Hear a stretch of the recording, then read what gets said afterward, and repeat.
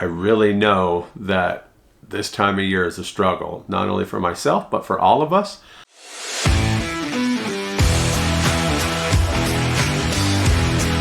Hey, welcome to my channel. My name is Ken and I'm on a journey to lose as much weight as I possibly can so I can become a fat guy no more. Well, second week of December already. This month is flying by. I kind of sound like a broken record, I'm sure. It seems like this time of year especially, things just go by so fast. Maybe because there's so many things going on. But yeah, just a lot happening between normal life and of course the holidays. And I don't know. Comment down below. Let me know if you think it's going fast for you too. It really seems to just be flying by.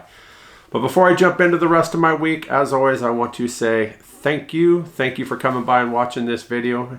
Thank you for subscribing. Thank you to everybody who's new. Those of you that have been with me for a long time, especially those from day one, I really appreciate it. If you haven't already hit that subscribe button, go ahead and do that down below. Thank you so much for that. And while you're at it, if you go ahead and give me a big thumbs up on this video and drop a comment down below to help out that algorithm, I'd appreciate it. So this week was a good one. I really enjoyed this past week. It seemed like I was pretty busy right after Thanksgiving. You know, we had plenty of leftovers to eat, so I didn't have to do too much cooking. So that's a bonus, absolutely. Most of that is gone now. As I mentioned in my last video where I showed you making that tofu turkey roll, I did freeze half of it, so probably about that long, right? About 6 to 7 servings out of it. So I'll have that sometime after the first of the year once I get to craving that again. So that's a perfect thing for me to make because my wife don't eat too much of that stuff. And so I can make that. Doesn't take as long to make a double like that versus a single. So I've got food to eat for quite a while and I really like doing that. I am very, very up on doing meal prep. So after I get done recording this video, I'm going to head out to the kitchen, start doing some breakfast burritos. Maybe I'll make a video of that to show you in an upcoming video as well. I love my tofu breakfast burritos. So I like to have those frozen and ready to go for mornings that I just don't feel like making something. I could just grab one out of the freezer. I know exactly what's in it, how many calories, how much protein, how much fiber, how much everything else that my body needs. And it makes it quick and easy to get what I need when I need it. So I am really big on meal prep. And to that fact, I'll tell you a little bit more about that here in a little bit. I got a little video I want to show of something I made. About the only thing fun that I did this week is Tuesday night I went and saw the Oklahoma City Thunder play the Utah Jazz. I am currently trying to see all 30 NBA teams come here to Oklahoma City and play, and the Utah Jazz was number 16 for me, so I'm just a little over halfway there. My problem is I don't like paying a lot of money for tickets. I just don't. So I'll always watch prices right down to the last minute and then decide if I'm going to go. As was the case this time, on Tuesday, I got my ticket for $11, which after fees ended up being $13.37. So add on to that a $5 bottle of water, and I went to an NBA basketball game, saw the #1 team in the West, the Oklahoma City Thunder, play for less than 20 bucks. Can't complain about that at all because I got free parking. If you've heard me talk on this channel before, you know I hate paying to park. So whenever I do anything in downtown Oklahoma City, I get free parking. There are several places where you can that are either close enough to walk to the arena or you can take the streetcar. Now the streetcar on certain days is free. So that's the best way to do it. Is just be able to jump on those free days and be able to ride to the arena. I really love doing that. I don't know. I think it's so cool because it was not something I could do back home in the Seattle area. I think that's another reason why I'm so much more active down here in Oklahoma City, other than, of course, all the weight that I've lost, right? But the fact that it's so much easier to do stuff down here, whether that's going to comedy shows, going to baseball games, basketball games, rodeos, or even OKC Broadway, right? So it's one of those things that I just love getting out, and part of that experience of being in downtown Oklahoma City is jumping on that streetcar and riding it around. Especially this time of year. This time of year it's awesome at night because so much is lit up. Like through Automobile Alley, they've got just the walls almost covered the whole length of that street with different Christmas lights all over. Maybe next time I'm down there at night, I'll get some pictures if I can just to show you what I'm talking about. But I love being out this time of year. It's awfully cold here in the city right now. We've been getting down into the low 20s at night. Our highs haven't been too bad, but it's still been quite chilly, so I don't spend a whole lot of time outside this time of year. It's funny, we go from extreme heat, triple digits, down to this cold weather like this. But the truth is, later this month will be our 3-year anniversary from when we moved here. And the day we pulled into town, it was 75 degrees. So that's just crazy. And in the end of December, headed towards New Year's, it was December 27th when we got into town, and it was 75 degrees. I was loving it, don't get me wrong. We had traveled from a cold and rainy Washington through a snowy, cold Wyoming, where we woke up actually in Cheyenne on Christmas morning that year to a few inches of snow. So that was actually kind of cool. Haven't experienced too many white Christmases in my life, so that one was neat. We got down into Denver, it was about 60 degrees, and by the time the next day we got here to Oklahoma City, it was 75. So it's been great weather, but we do get cold. We have some really cold times. This past January, we hit negative 30 wind chills. Yeah, that one was cold, but it didn't stop us from going out. My bestie Angie and I did go to the Oklahoma City Thunder game that night, but we were bundled up. Let me show you this picture here. Oh my gosh, just looking at it, I remember how cold it was. It was absolutely brutal cold, but it was fun. So with Christmas time coming, I think I mentioned it last week how I'm breaking out my Christmas shirts. This time, this is my Hallmark Christmas movie watching shirt. Yep, absolutely love my Hallmark Christmas movies. And I think I mentioned it in my last video, the red truck, maybe it was the one before that, how we have a lot of stuff decorated around the house with red trucks. It just, I don't know, it screams Christmas to me, just like it shows right here. I absolutely love that. So I really think that one of the keys to my successful weight loss so far has been meal prep. And I kind of mentioned it a little bit ago, but I have found that spending just a little bit of time to get ahead on things makes it really easy. So I could have a lot of grab and go foods. So today I'm going to spend some time making some breakfast burritos. But one of the things that I love to have with my burritos is salsa.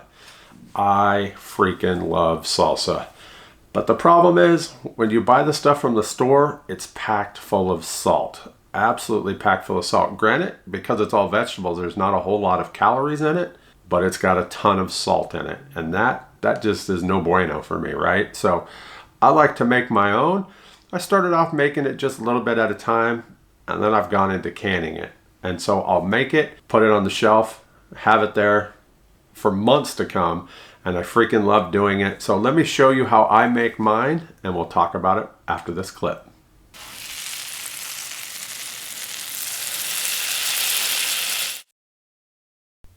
First thing I do when I make a batch of salsa roja is I clean my tomatoes. Now I know these might look clean, yeah, but they're really not. So as we can see, my sprayer doesn't give me a whole heck of a lot of force here. So turn the faucet onto them and just get a good wash on them.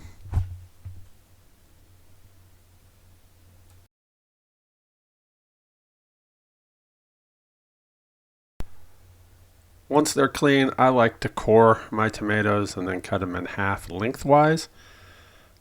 Coring them, some people do, some people don't. I prefer to do it. So I just take the few moments that it takes to core them and then just get them all sliced up and ready to go.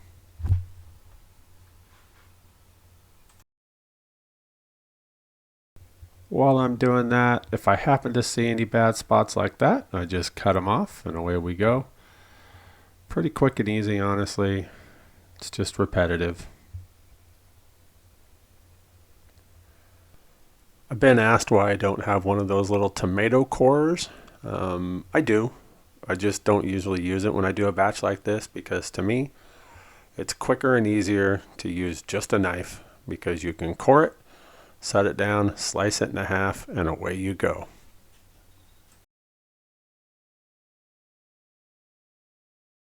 I probably should have turned it on before I started chopping those tomatoes, but I totally forgot, so I got to get the oven on broil at 500 degrees.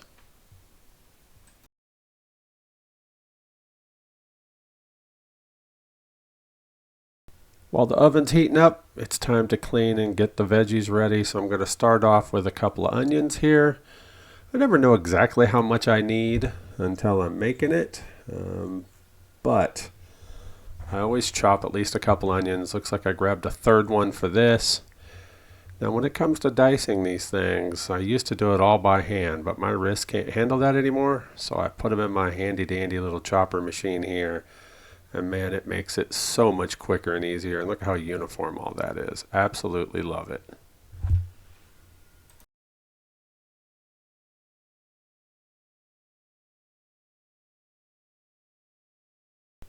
Just like I did with the onions, I'm going to do the peppers the same. I use a couple different kinds of peppers. The smaller ones, those are Anaheims. These bigger ones are jalapenos. I like to core some of them, so I'll take out the seeds and the pith from the middle of the jalapeno. I like a good hot salsa, but I prefer a good flavored salsa. So I'll get rid of some of the heat, and then I'll chop it all up just like I did with those onions. This is even quicker and easier, honestly. As long as you can put 2 or 3 of those pieces onto it, just push it right through, and you've got a uniform diced pepper. The next step is to lay out all of the tomatoes on your tray to put in for the broil. I use it with a silicone mat underneath there instead of aluminum foil. That way I can just clean it and reuse it. But it's just a matter of cramming however many you can get on there. So just move them around till you've got them all on, and then we'll go put it in the oven. Top shelf, of course, you got to get it next to that heat since we are using broil. Basically what we're trying to achieve here is a good browning, almost a burn. Once I get that first tray of tomatoes into the oven and under the broiler, I like to fill up the pot with water that I'll be using for the canning process. Typically about halfway full, a little bit more than that for what I've got here. And then what I'll do is I'll move it over to the stove top and I'll put it on about medium heat. This is going to take a while to get everything else going, so at least that's starting to warm up because we're going to eventually need that at a boil. So once I get the salsa actually cooking here in this pot, then I'll go ahead and turn up that one, for the canning, get it up to high. It's currently on medium. It takes a little while, so I just get it started early so it gets warming up while I'm doing other things. But it's time to check our tomatoes to see how they're doing. These tomatoes came straight out of the fridge. They were quite cold by the time they went into the oven here. So you can see not a whole lot of activity. A few of them are starting to peel a little bit, but not much. But keep an eye on it because it only takes a few minutes, and look at that. Now we're starting to get some good char on there, and that's what we want. We'll let these go just a little bit longer, and then we'll pull them out.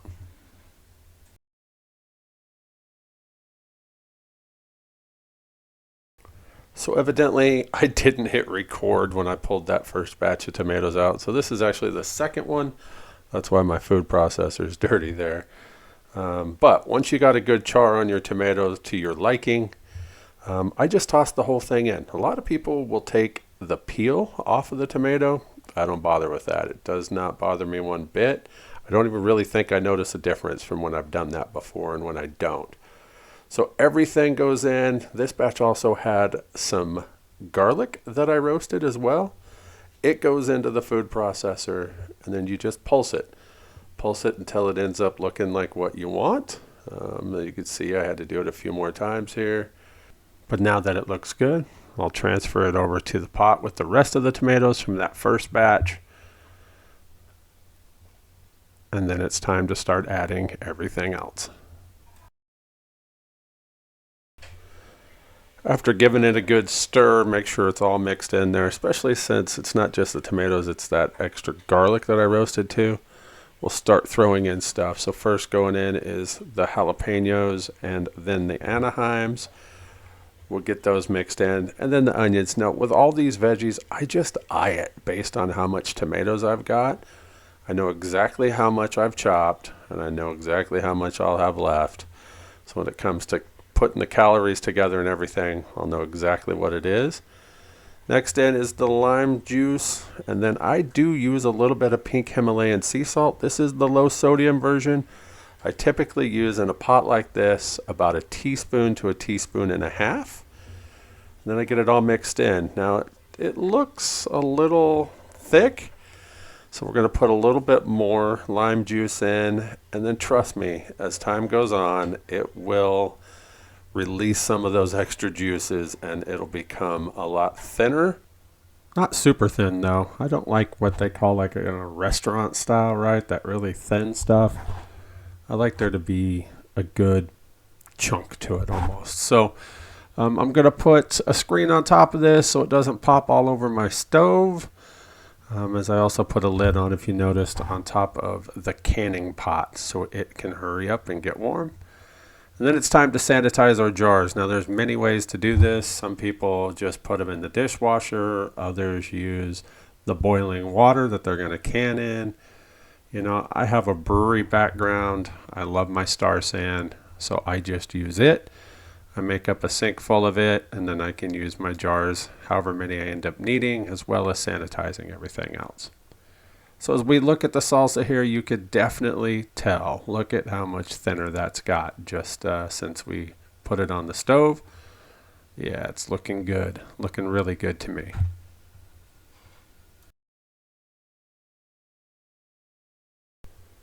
Once I've got to the point where I believe that the salsa is done cooking, the last thing I add is the chopped cilantro. For a batch like this, I'll typically use a full bunch of cilantro. Get it chopped up nice and fine. I use my Ninja chopper for that. Again, my wrist can't handle chopping that much, but we'll get it all stirred in. It's looking good. And then the next step that we want to do is to lay out our jars. I never know exactly how many a batch is going to make, so I typically start with 6, and I'll bring them over from being sanitized. Of course, I've sanitized the funnel and the measuring cup. And then I'll fill them up. General rule is you want to do about, ½ inch below the lip. So there's that mark on it. You can clearly see it when you're looking at jars. I'll just fill it up to it. And once I've got them completely full, the next step is to make sure that there's no air bubbles in. So I take a sanitized butter knife and just simply run it around a little bit inside there. Just move the salsa around, try to get the air bubbles out. It does it quite easy. Don't need anything fancy. Some people got some fancy tools for it. Just a sanitized butter knife will work. You're going to want to make sure that you don't have anything on the lip of your jars here. So just a paper towel, wipe it off. Make sure there's no extra liquid, no pieces of tomato or jalapeno or garlic or cilantro, anything like that hanging around. You'll just want to make sure you've got it clean. Once you've got those wiped off and good, then you can start putting your lids onto them.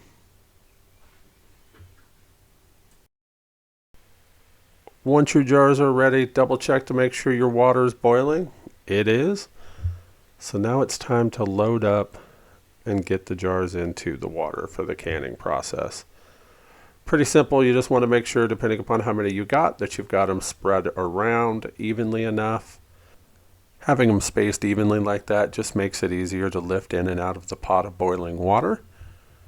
Notice that I'm also tightening my lids just a little bit to make sure they're on good as I set them on there.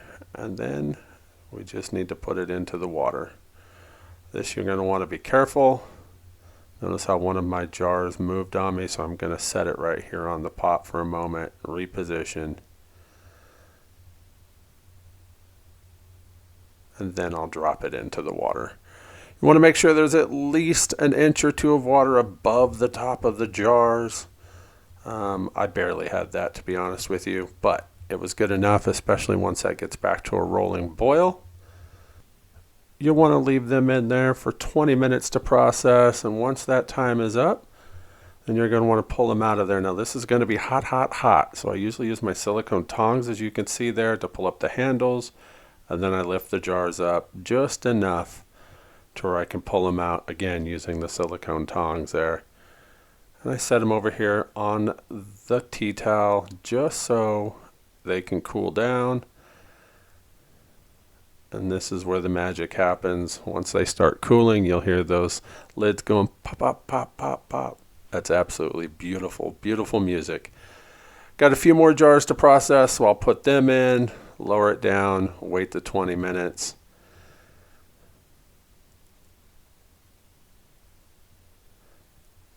And then it's time to sit back and admire what we just made today.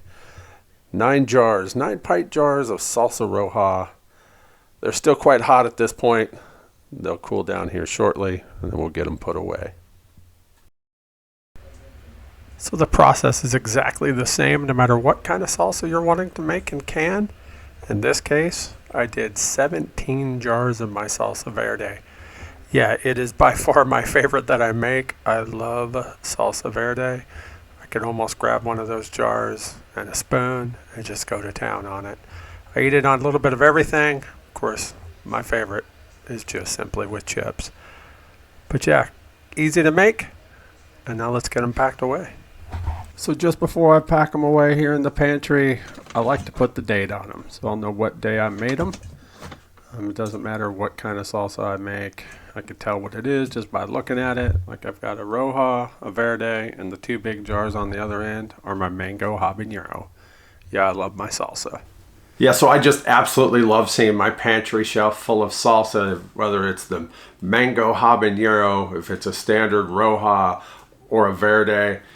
Options. I love having options, and I think that's a big thing that's helped me lose weight, because I know when I'm craving chips and salsa, don't get me wrong, chips and salsa to me can be an absolute meal. I mean, just straight up. When I am craving that, I know that I've got the ability to just go get a jar if there's not already one in the fridge, and I've got good fresh salsa that's amazing, honestly. I absolutely love it. Now the biggest part, like I was mentioning, is the sodium. So let me show you this. This is the nutritional value for a good verde at the store, right? 230 milligrams of sodium for 2 tablespoons. 2 tablespoons. Now, I don't know about you, but 2 tablespoons don't last long, especially when I'm really craving salsa. So 230 milligrams of sodium is going to add up when you're having, more than 2 tablespoons at a time, that's for sure. What I make depends upon which one I'm having. With my verde, it's just over 28 milligrams per ounce. And for my roja, it's about 13 milligrams per ounce. Now you're thinking, salsa is supposed to be salty, right? I mean, yes, I agree with that. So that's why I use potassium chloride. Potassium chloride is a salt replacement, and it gives you that salty flavor without the sodium. So then you don't have to worry about swelling. If you're anything like me and very sensitive to salt, that's absolutely amazing. So that's why I make my own salsa, to make sure that my numbers are looking good. And speaking of numbers, let's take a look at this week's. So as always, I've got my phone here with me to take a look at these, and it shows that for this past week I came in at 1,386 calories. Yeah, I mean, a little high. It's been a few weeks since I've taken a shot, so I think it might be time to do that again, honestly. So I'll be doing that coming up. I'm not worried about it. Absolutely not worried about it. I was eating a lot of leftovers from Thanksgiving, so I'm all right. The rest of my numbers show that I hit 94 grams of protein per day. I'm on a target of 90. Can't complain about that at all. My fiber came in at 40. Again, target of 40. Anything above 35, I've said before, I'm happy with, so 40's good. I wish it'd be a little bit more than that. I'd really like to get up around that 50 mark or pushing 50, but I'm okay with that. My sodium came in at an average of 921 milligrams a day. Yeah, I'm good with that. Absolutely. And my potassium came in at 7,194 milligrams per day. Now, I told you last week that I was going to up that target to at least 6,000. So yeah, I obliterated that sucker, right? Almost 1,200 more than that. I mentioned in a video a couple weeks ago that the doctor was putting me on a potassium pill. That's got 1,500 milligrams in it right there. I take one of those a day, and thank goodness only one, because those suckers are huge. I mean, they're big old, what do they call them, horse pills, because I mean, they are ginormous, it seems. So I take one a day, and that gets me 1,500. And then, of course, with my electrolyte mix, and then with everything else that I eat normally, and then using the potassium to season stuff, came in at 7,194 this week, and I'm quite happy with that. Let's see how that goes going forward. So with that said, what did that do for me on the scale this week? Well, Yeah, I went down 1. Lost 1 pound. So I'm down to 353. So that means I've lost a total of 242 pounds now, 207 of that being with the shot, on the pen. So yeah, only 1 pound, but I'll take it. Like I mentioned last week, my goal is to be either even or down slightly, getting through the holidays. Got a few weeks to go, but so far so good, so I'm not complaining one bit about that. I really know that this time of year is a struggle, not only for myself, but for all of us. And I think we need to give ourselves some grace to understand that even though we're on this medication, if you're currently taking it, doesn't mean you're going to be perfect by any means. It just means that you're going to get a little bit of help. So just know that if you go up a little bit, it's probably just mostly water weight. I mean, think about it, how much we would have to really eat to gain a pound or more. That's an additional 3,500 calories per pound to go up like that. So more than likely the body's doing things that just, we can't comprehend sometimes, whether that be retaining fluid for some reason, or maybe you haven't had a bowel movement in a while. Maybe you're a little bit constipated. Maybe you haven't gone as much. All those things do add up, and it can flex on the scale. So just keep those things in mind as you go through the holidays and be able to enjoy them. Like I've mentioned before, as much as I hate the expression YOLO, you only live once, and you really have to take the time that you can and enjoy it with friends and family. And this time of year, that especially means enjoying the amazing foods that come with the holidays. So make sure you're doing that too. And I promise you, we'll come out the other end of this doing much better. We'll start off 2025 stronger than we ever have. So I'm really looking forward to that. All right, guys, I appreciate you coming by and watching this video. As always, if you haven't already hit that subscribe button, please do. Give me a thumbs up. Drop me a comment down below. Just let me know how you're feeling. All of that helps out the channel. Thank you so much for watching. And as always, I'll see you in the next one. Thanks for watching. If you'd like to follow me on my journey to become a fat guy no more, hit that subscribe button and don't forget to hit that bell so you can get notifications every time I upload a new video.